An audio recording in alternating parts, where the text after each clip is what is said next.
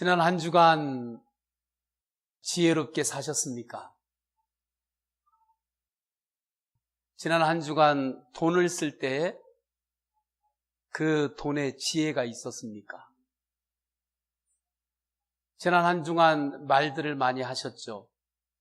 그 말을 할 때, 내가 그때 그 말 참 지혜로운 말을 했구나. 여러분들 말에 지혜가 있었습니까? 우리는 여러 가지 행동을 했습니다. 그 행동들 가운데 지혜가 담겨 있었습니까? 인생에서 중요한 것들이 많이 있죠. 돈도 중요하고 건강, 인맥, 외모 여러 가지가 중요합니다. 그런데 그 가운데 지혜가 없으면 타겟이 됩니다. 첫째로는 마귀의 타겟이 돼요. 돈은 있는데 내 돈을 쓰는데 그곳에 지혜가 없다. 그러면 그 사람은 반드시 타겟이 되는 겁니다. 그래서 여러 가지 중요한 것들이 많이 있지만 가장 중요한 것은 지혜죠. 그래서 하나님은 잠언 8장 11절에 이렇게 말씀해요. 대저 지혜는 진주보다 나음으로 원하는 모든 것을 이에 비교할 수 없음이니라. 세상의 다른 것들과 지혜는 비교할 수 없을 정도로 지혜가 소중하다는 겁니다. 지혜가 없는 돈, 지혜가 없는 명예, 지혜가 없는 실력은 타락의 통로가 됩니다. 죄의 통로가 돼요. 그래서 저는 우리 성도님들이 하나님 앞에서의 풍성한 지혜로운 삶을 살아가시기를 주님의 이름으로 축원합니다. 그런데 우리가 잘 분별해야 하는 것이 있어요. 지혜에는 내가 중심이 된, 내가 주인이 된 지혜가 있고 하나님이 주인이 된 지혜가 있습니다. 나의 지혜, 항상 내가 중심이 된 지혜는 질문이 이렇습니다. 나라면 어떻게 할까? 내가 좋아하고 내가 원하는 것은 무엇인가? 이것만을 질문합니다. 그러나 하나님의 지혜로 사는 사람은 예수님이라면 어떻게 하실까? 예수님이 나에게 원하시는 것은 무엇일까? 예수님이 좋아하시는 것은 무엇일까? 예수님이 우리 가정과 가문에 원하시는 것은 무엇일까? 이것을 질문합니다. 사람의 인생이 바뀌는 것은 언제 바뀌느냐? 질문이 바뀔 때 인생이 바뀌는 겁니다. 하나님 앞에서 질문하며 나아갈 때 그 사람은 하나님의 말씀을 생각하며 삽니다. 내가 중심이 된 지혜도 우리의 삶에 유익을 줍니다. 그러나 그 지혜는 영적으로 보면 섬에 갇힌 지혜입니다. 섬에 갇힌 지혜예요. 그 지혜로는 영생을 얻을 수 없습니다. 하나님의 말씀을 생각하며 사시기를 축원합니다. 그래서 하나님의 지혜의 핵심은 무엇이냐? 코람데오입니다. 하나님 앞에서. 일을 할 때도 하나님 앞에서 일을 하는 겁니다. 아이를 양육할 때도 하나님 앞에서 아이를 양육하는 겁니다. 그것이 하나님의 지혜의 핵심이죠. 원리죠. 다시 한번 묻겠습니다. 한 주 동안 일을 하고 많은 만남을 가지셨을 텐데 하나님 앞에서 일하셨습니까? 아니면 사람 앞에서만 일하셨습니까?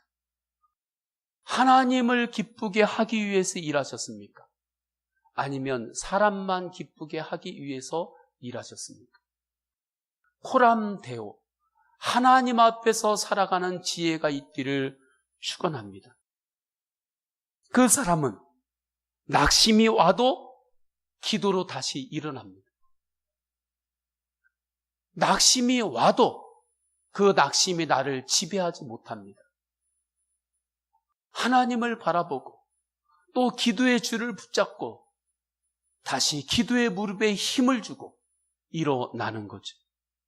누가 봐도 힘 빠질 상황인데 그 가운데서 또 감사를 찾고 힘을 냅니다. 저는 우리 성도님들이 누가 봐도 힘 빠질 상황이라 할지라도 그 가운데서 또 감사를 찾고 고백하며 힘을 내시기를 주님의 이름으로 축원합니다. 이 하나님의 지혜를 하나님은 이 땅에 알리시기를 원하셨는데 어느 곳을 통하여 알리시기를 결정하셨느냐? 교회를 통해서 알리시기를 결정하셨습니다. 그래서 10절에 보면 이렇게 말씀하죠. 우리 10절을 다 함께 읽습니다. 시작. 이는 이제 교회로 말미암아 하늘에 있는 통치자들과 권세들에게 하나님의 각종 지혜를 알게 하려 하심이라. 교회는 이 땅에 하나님의 지혜를 전하는 곳입니다. 하나님 지혜의 핵심은 예수 그리스도의 십자가의 복음입니다. 그래서 11절에 이렇게 말씀하죠. 곧 영원부터 우리 주 그리스도 예수 안에서 예정하신 뜻대로 하신 것이라. 그러면 하나님 앞에서 살아가는 지혜, 예수님 안에서 하나님의 지혜로 살아가는 성도에게는 어떤 삶의 유익이 생기는가? 어떻게 그의 삶이 살게 되는가? 첫째로 그 사람에게는 하나님께서 담대함을 주십니다. 마음의 담대함을 주세요. 12절을 다 함께 읽습니다. 시작. 우리가 그 안에서 그를 믿음으로 말미암아 담대함과 확신을 가지고 하나님께 나아감을 얻느니라. 아멘. 주님 안에서 저는 우리 성도님들이 이 시간에 담대함이 임하기를 축원합니다. 담대함에는 세상을 향한 담대함이 있고 하나님을 향한 담대함이 있습니다. 세상을 향한 담대함으로 살았던 사람은 여호수아죠. 여호수아가 가나안 땅을 향하여 들어가야 되는 때였습니다. 백성들을 여호수아가 이끌어야 되는 때였어요. 그 책임이 그에게 주어졌습니다. 중요한 일이었지만 여호수아가 그 책임을 지고 가기에는 너무나 무거운 짐이었습니다. 그때까지는 그래도 모세라고 하는 울타리가 있어서 여호수아가 그 울타리 안에서 갈 수 있었는데 이제는 여호수아가 하나님이 주시는 사명의 최선봉에 서야만 했습니다. 여호수아는 겉은 장수였죠. 그러나 속은 누구나와 같이 연약한 인간이었습니다. 그래서 그의 마음 안에는 본질적인 두려움과 떨림이 있었던 거죠. 사람이 아무리 겉으로 강해 보이는 것 같아도 사람은 본질적으로 연약한 두려움과 떨림이 항상 있습니다. 내가 이것을 잘할 수 있을까? 이것이 이번에 될까? 그때 하나님의 음성이 여호수아에게 들립니다. 여호수아 1장 5절 6절이죠. 네 평생에 너를 능히 대적할 자가 없으리니 내가 모세와 함께 있었던 것 같이 너와 함께 있을 것임이니라. 내가 너를 떠나지 아니하며 버리지도 아니하리니 강하고 담대하라. 너는 내가 그들의 조상에게 맹세하여 그들에게 주리라 한 땅을 이 백성에게 차지하게 하리라. 하나님께서 먼저 강하고 담대하라고 말씀하시지 않으셨습니다.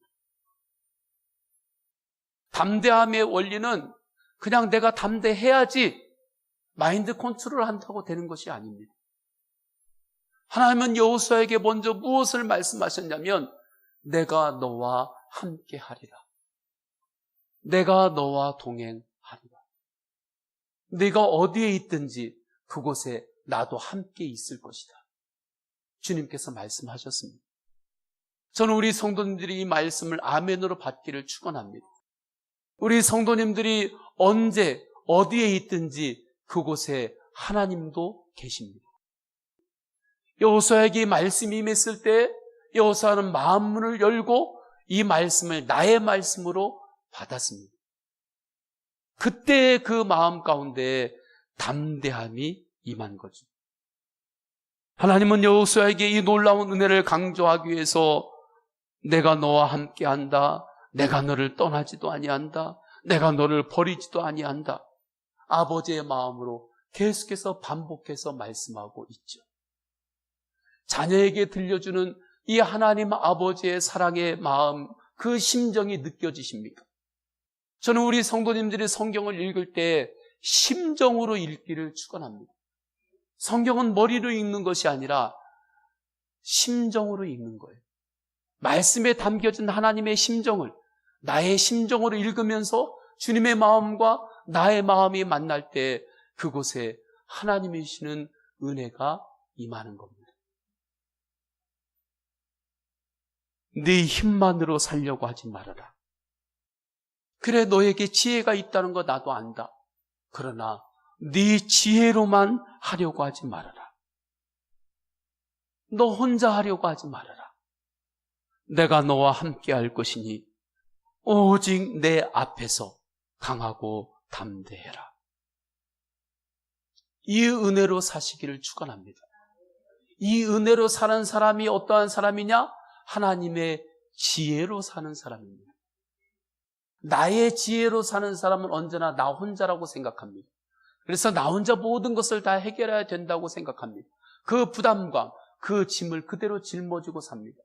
그러나 하나님의 지혜로 사는 사람은 하나님이 나와 함께 하시니 하나님께서 도와주신 하나님의 손길을 의지하며 나아갑니다.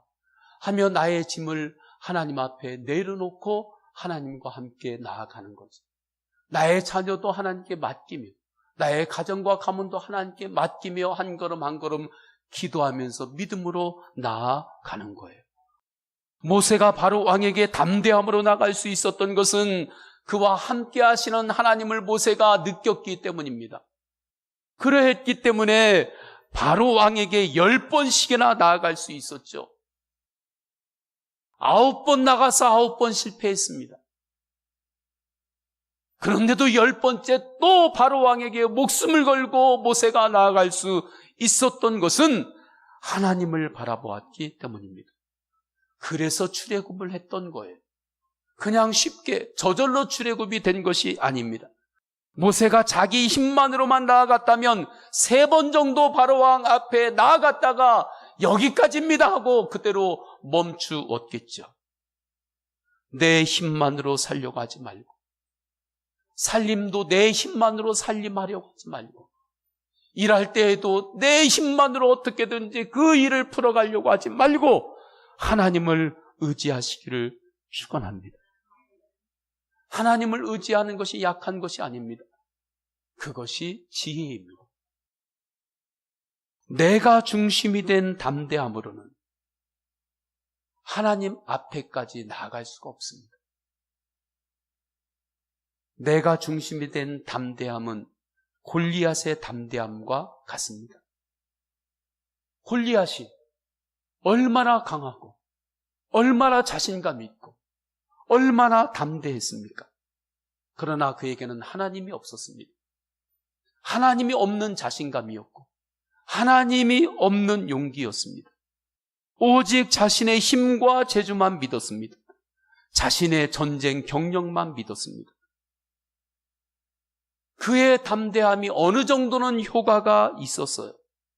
그러니까 블레셋의 장수까지 되었죠. 총 리더가 되었죠. 그러나 하나님 앞에 설 때, 골리앗의 그 힘은 부끄러운 교만일 뿐이었습니다. 다윗의 담대함이 있습니다. 다윗의 손에는 물맷돌밖에 없었습니다. 물맷돌을 던졌던 그 훈련이 그 손 안에 있었죠. 그러나 그것을 넘어서서 다윗에게는 물맷돌을 사용하시는 하나님을 바라보는 믿음의 눈이 있었습니다. 하나님을 바라보았기 때문에 다윗이 골리앗을 향해서도 너는 칼과 단창으로 내 앞에 나오지만 나는 만군의 여호와 하나님의 이름으로 나아가노라. 영적 담력이 있었죠. 그때 골리앗이 넘어졌습니다. 하나님을 바라보는 그 믿음의 고백, 믿음의 담대함이 골리앗의 교만을 이긴 겁니다. 여호수아도 그랬죠. 네 자신만 바라보지 말고 너를 인도하시는 하나님을 바라봐라.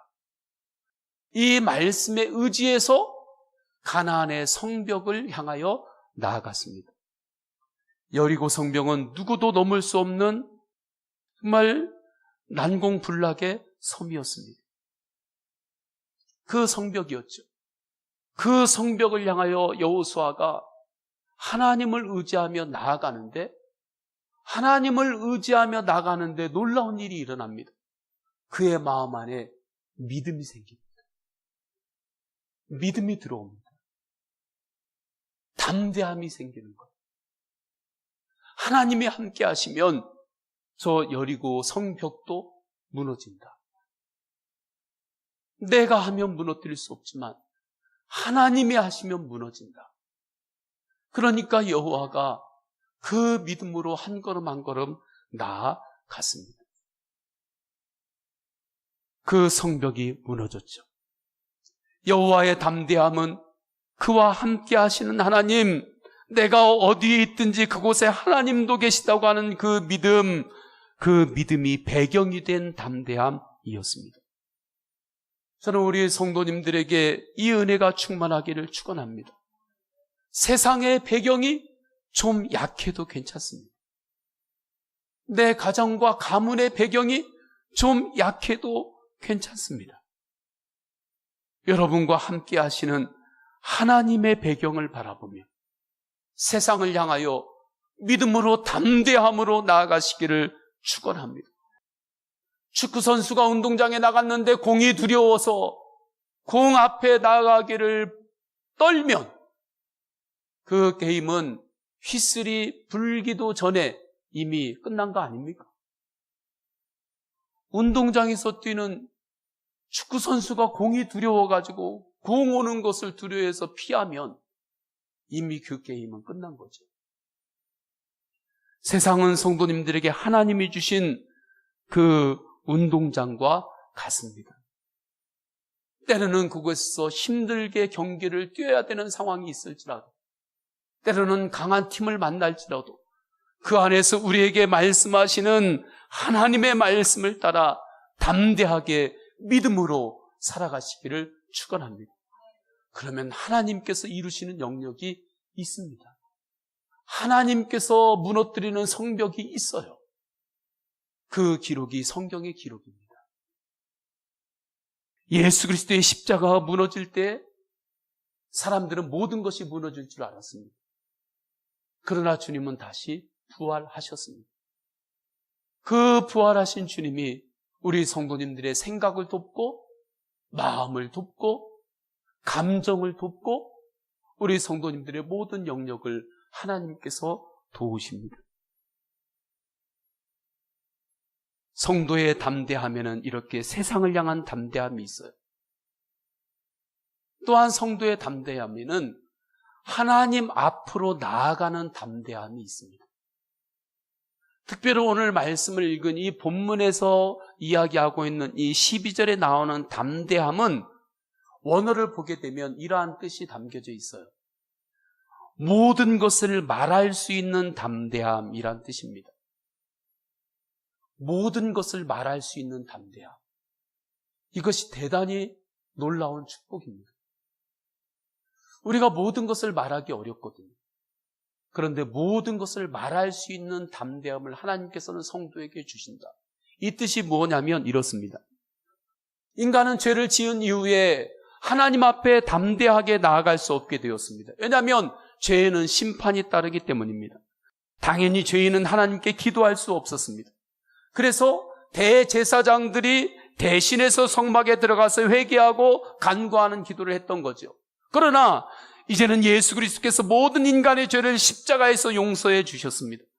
그래서 예수 그리스도를 믿는 믿음만 있으면, 예수 그리스도의 이름을 의지하기만 하면 이제는 어떠한 사람도 하나님 앞에 담대하게 나올 수가 있습니다. 그래서 예수 그리스도의 이름으로는 하나님 앞에 무엇이든지 담대하게 다 말할 수 있고, 하나님 앞에 무엇이든 예수 그리스도의 이름으로 기도할 수 있게 되었습니다. 원래는 하나님 앞에 누구나 기도 못했어요. 누구나 기도 못했습니다. 그러나 예수 그리스도의 그 십자가의 대속의 은혜로 말미암아 누구나 하나님께 기도할 수 있는 그 길이 열렸습니다. 하나님 앞에서 감추지 마십시오. 할렐루야. 하나님 앞에서 감추지 마세요. 꼭 음식 먹다 체한 것처럼 영적으로 답답한데 그냥 그대로 살지 마세요. 육신적으로 뭐 먹다가 이렇게 체하면 그거 어떻게든지 뚫으려고 아파도 손가락 끝에 바늘 갖다가 막 푹 쑤시고 막 따고, 한 개 따가지고 안 되면 두 개 따고, 어떨 때 10개 다 따고, 안 되면 병원 가가지고 소화제 먹고 안 되면 막 가서 사진 찍고. 왜요? 속이 지금 체해가지고 답답하니까. 이렇게는 살 수 없다는 거죠. 그렇게 애쓰는데 영적으로 뭔가 답답한데 그것을 그대로 가지고 살면 안 되는 거죠. 그러면 그것을 어떻게 해결하는 겁니까? 하나님 앞에 입을 여는 겁니다. 할렐루야. 뭔가 영적으로 답답한 게 있다면 여러분들이 하나님 앞에 입을 열지 않기 때문입니다. 하나님 앞에 입을 여십시오. 구체적으로 하나님께 말하십시오. 하나님께 기도하십시오. 그러면 하나님께서 힘을 주십니다. 사도 바울이 그렇게 살았어요. 사도 바울이 지금 감옥 안에 있습니다. 지금 우리나라 이렇게 더운 데에서 에어컨을 틀어도 더운데 이 지역의 감옥 안에 들어갔을 때 그 안이 우리가 상상하기 어렵죠? 그런데 그 안에서도 사도 바울은 담대했습니다. 그 이유는 사도 바울이 주님을 바라보았기 때문입니다. 그의 몸은 갇혀 있었지만 그의 기도는 자유로웠습니다. 그래서 그의 기도는 로마의 중심까지 뻗어났고 열방을 향하여 뻗어나갔던 것이죠. 그때 하나님께서 그의 기도의 길을 따라서 역사하셨습니다. 이 영적 진리를 알고 사는 사람이 하나님의 지혜로 사는 사람이에요. 저는 우리 성도님들이 때로는 일로 인해서 여러 가지 상황으로 인해서 육신이 뭔가 한계가 있는 것 같다 할지라도 기도만큼은 자유롭기를 축원합니다. 하나님 앞에 입을 열고 하나님 앞에 담대하게 나와 기도하십시오. 그 기도는 절대 헛되지 않습니다. 주님께서 받으시고 주님께서 응답하여 주십니다. 두 번째, 하나님의 지혜로 사는 사람은 고난에 숨겨진 영광을 바라보며 삽니다. 13절을 우리 다 함께 읽습니다. 13절 시작. 그러므로 너희에게 구하노니 너희를 위한 나의 여러 환난에 대하여 낙심하지 말라. 이는 너희의 영광이니라. 아멘. 하나님의 지혜로 사는 사람은 힘들어도 절대 그것이 힘든 것으로 끝나지 않습니다. 그 안에서 하나님의 영광을 바라봅니다. 고난 중에서 오히려 은혜를 받습니다. 고난 중에 하나님과의 인격적인 교제가 더욱더 깊어집니다. 고난 때문에 오히려 하늘의 상급이 쌓입니다. 사도 바울이 감옥에 갇히니까 성도들 가운데 낙심하는 사람들이 있었어요. 어떻게 하나님을 바라보며 믿음으로 사는데 사도 바울과 같이 믿음으로 열심히 사는 사람이 감옥에 갇힐 수가 있냐는 겁니다. 어떻게 성도가, 어떻게 그렇게 기도 많이 하는 사람이, 어떻게 착한 사람이 고통을 당할 수 있는가? 신정론에 대한 질문이었겠죠. 여러분, 믿음으로 사는 사람도 고난은 올 수 있습니다. 지난번 1일 기도원에 갔을 때 최낙중 목사님이 고난에 대한 말씀을 설교를 했어요. 고난에는 세 가지 종류가 있는데 나의 죄의 결과로 내가 겪게 되는 고난이 있어요. 고통이 있습니다. 그때는 빨리 회개해야 합니다. 회개해야 그 고난과 고통이 해결이 되는 거예요. 두 번째 고통과 고난 가운데는 훈련을 위한 고난이 있습니다. 군인에게 훈련이 힘들지만 반드시 필요한 거죠. 훈련을 통해서 전쟁에서 승리할 수 있기 때문입니다. 성도도 마찬가지입니다. 성도도 영적 훈련이 필요해요. 근데 그 훈련을 위해서 때로는 고난 가운데 우리가 놓여질 때가 있습니다. 그러한 것들을 통해서 내려놓는 훈련이 있어야 되고, 사람을 믿지 않고 하나님을 믿는 훈련이 있어야 되고, 기도하는 훈련이 그 안에서 이루어지게 되는 거죠. 이렇게 훈련을 위한 고난은 인내하면 됩니다. 조금 인내하고 참기만 하면 언젠가 그 고난은 끝이 나고 큰 복이 옵니다. 고난에는 하나님의 영광을 위한 고난이 있어요. 하나님 나라 확장을 위해서 사명을 감당하다가 받는 고난입니다. 이 고난은 자발적인 고난입니다. 고난인 줄 알면서도 하나님의 영광을 위해서라면 피하지 않습니다. 사도 바울이 지금 감옥 안에서 받는 고난이 이 고난인 거죠. 하나님 나라 확장을 위해서 겪는 자발적인 고난입니다. 이 고난에는 하늘의 상급이 있어요. 그래서 사도 바울이 이야기합니다. 낙심하지 말아라. 고난이 와도 낙심하지 말아라.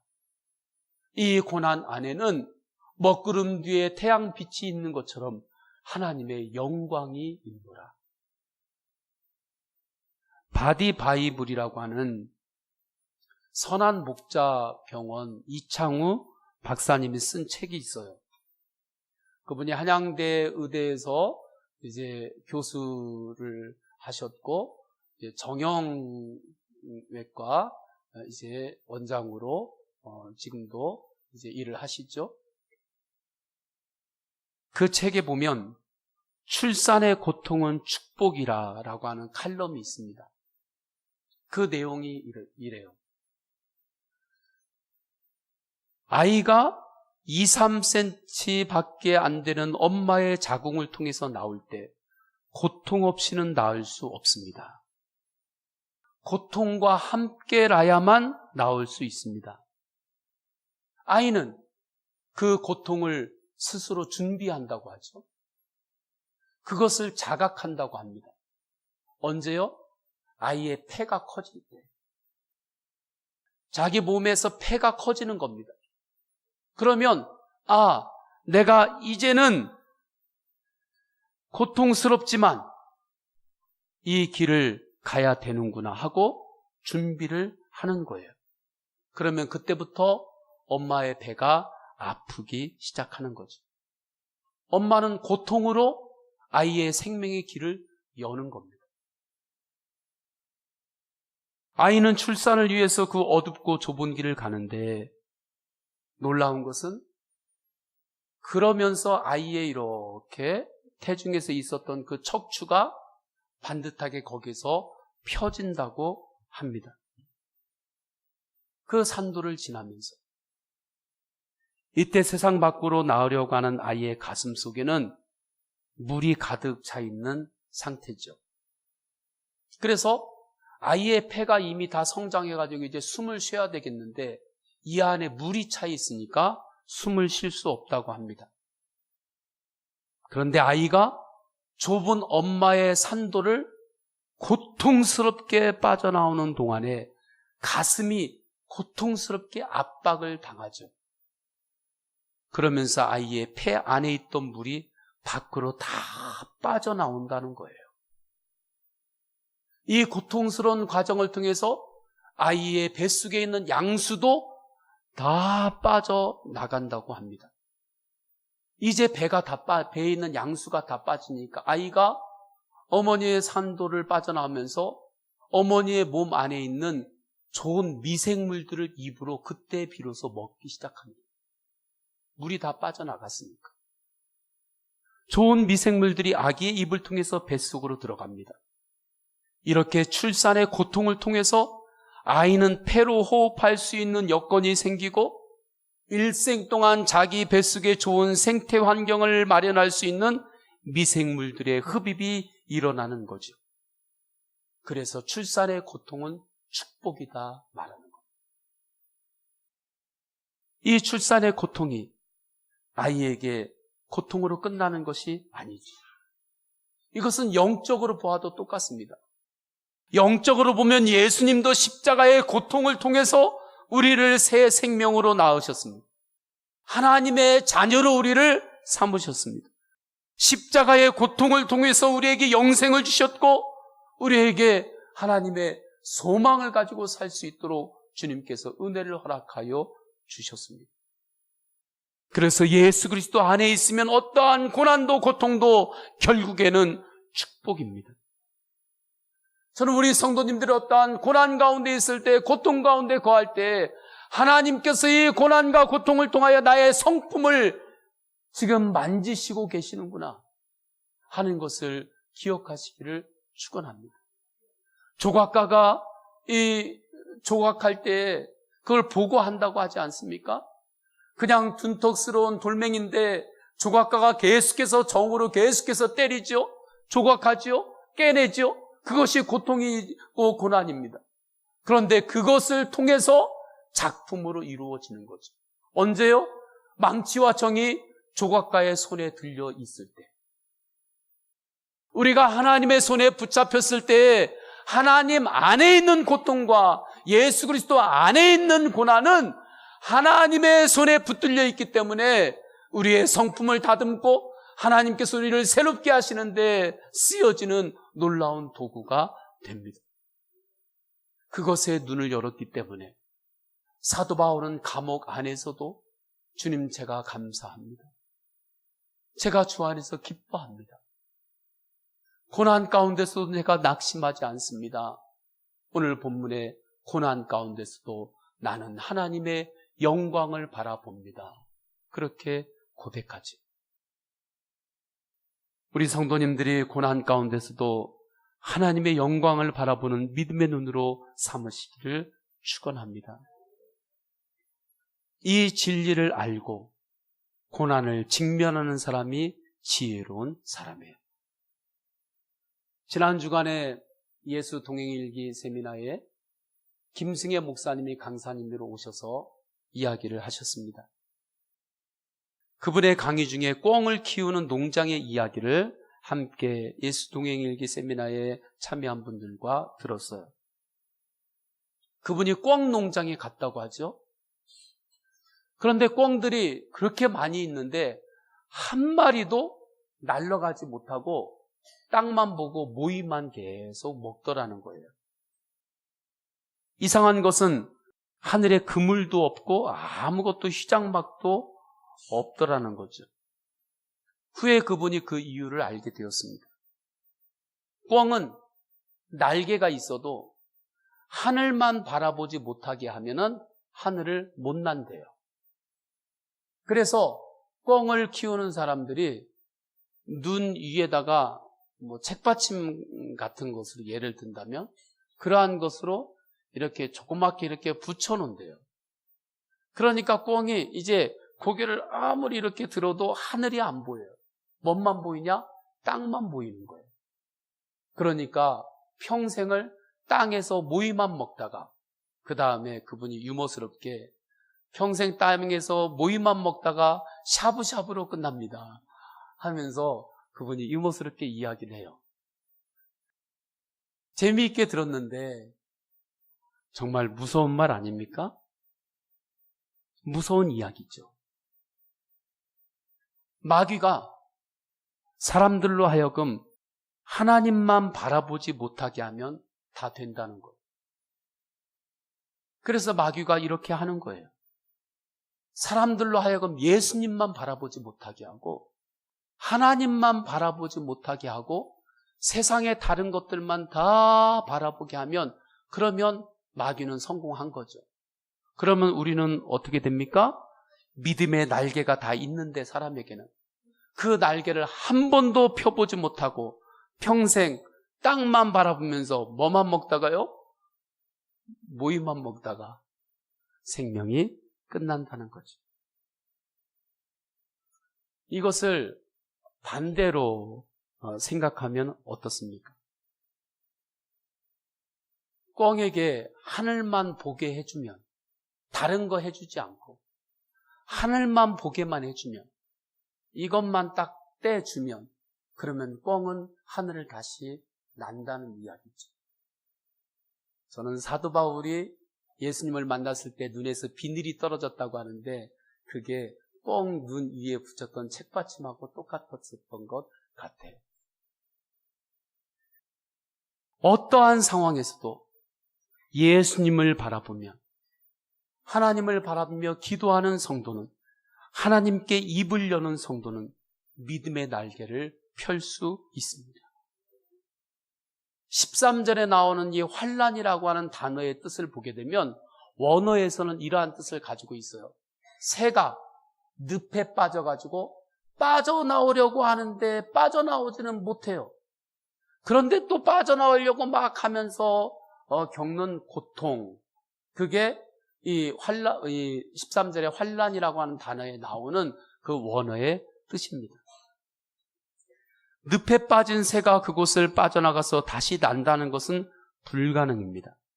그런데 그러한 상황이라도 그 새를 돕는 이가 있으면 다시 날게 되는 거죠. 하나님께서 우리를 도우십니다. 그런데 누구를 돕느냐? 어떠한 고난이 있어도, 삶에 어떠한 무게가 있어도, 삶에 어떠한 부담이 있어도 그 가운데서 주님을 바라보는 사람입니다. 그 가운데서 주님의 영광을 바라보는 사람입니다. 그 사람은 다시 믿음으로 날 수 있어요. 믿음으로 살게 됩니다. 저는 우리 성도님들이 이 땅을 살아갈 때 누구나 다 짐이 있어요. 누구나 다 고단함이 있습니다. 그러나 짐과 고단함만 바라보지 말고 그 안에 담겨져 있는 하나님의 영광을 바라보시기를 축원합니다. 이 시간에 다 함께 기도하십니다. 기도하시기 전에 먼저 우리 찬양하겠습니다. 찬양할 때 사도 바울의 인생 가운데 좋은 일도 있었지만 참 고단한 삶도 많았습니다. 힘겨운 일도 많았습니다. 감옥에도 갇혔고 때로는 사람들에게 모함을 당하기도 했습니다. 근데 그러한 가운데서도 사도 바울은 담대했고, 그러한 가운데서도 사도 바울은 끊임없이 하나님의 영광을 바라보며 감사함으로 살았습니다. 그 이유가 무엇인지 아십니까? 사도 바울의 마음을 주님이 알아주셨고 그 주님의 마음을 사도 바울이 알았기 때문입니다. 그 주님을 바라보면서 이 시간에 다 함께 믿음으로 찬양하겠습니다. 고단한 인생길이 있지만 고단함만 바라보지 마시고 그 가운데 나를 인도하시는 예수님을 바라보시기를 축원합니다. 고단한 인생길 힘겨운 오늘도 예수 내 마음 아시네. 지나간 아픔도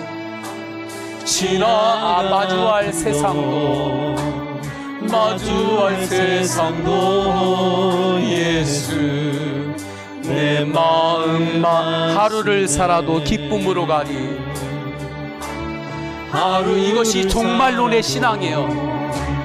기쁨으로 가리. 예수 늘 함께 하시네. 후회도 염려도 온전히 주님께 맡기겠습니다. 온전히 맡기리.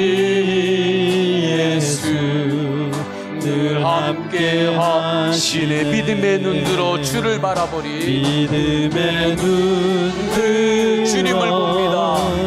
나의 고단함만 바라보는 것이 아니라 주님을 바라봅니다. 난 지나가리라. 느려진 내 삶의 시간 속에 주의 뜻 알게 믿음의 눈 들어 주님을 보리. 믿음의 눈 들어 주를 보리. 이 또한 지나가리라. 주어진 내 삶의 시간 속에 주의 뜻 알게 하소서. 이 시간에 다시 한번 찬양하겠습니다. 다시 한번 찬양할 때 2절에 보면 하루를 살아도 기쁨으로 가리. 이 고백이 종말 신앙입니다. 예수님이 언제 몇 날 며칠 와가지고 세상이 망한다, 이게 종말 신앙이 아니라 매일마다 주님을 바라보며 하루를 승리하며 살겠습니다. 오늘이 이 땅의 마지막인 것으로 생각하고 오늘 하루를 주님 앞에서 감사하며 기쁨으로 오늘 하루를 살아나겠습니다. 하루를 주님 바라보며 살아나겠습니다. 살아내겠습니다. 그러면 하나님께서 하루를 책임지시는 것이 아니라 영생을 책임지십니다. 이게 종말 신앙입니다. 우리 하나님 아버지 앞에 이 고백으로 다시 한번 2절 하루를 살아도 기쁨으로 가리. 후회와 염려가 있을 때 그거 내가 붙잡고 사는 것이 아니라 십자가에 또 내려놓고 기도하며 사는 것이 지혜로운 삶입니다. 우리 2절을 다시 한번 찬양하겠습니다.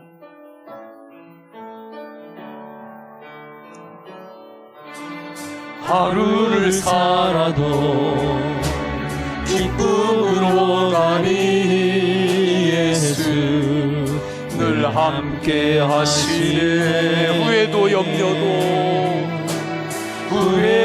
주님께 맡깁니다. 온전히 그리고 주님과 함께 나아갑니다. 예수 늘 다시 한번 하루를 살아도 기쁨으로 가니. 믿음은 하루를 사는 겁니다. 주님을 바라보며 하루를 살아내는 거예요. 그러면 주님께서 영원을 책임지십니다. 하시네. 후회도 염려도 후회 염려 누구나 다 있어요. 그러나 믿으면 그것을 주님께 또 내려놓고 믿음으로 또 사는 겁니다. 늘 함께하 믿음의 눈 들어 주를 보리.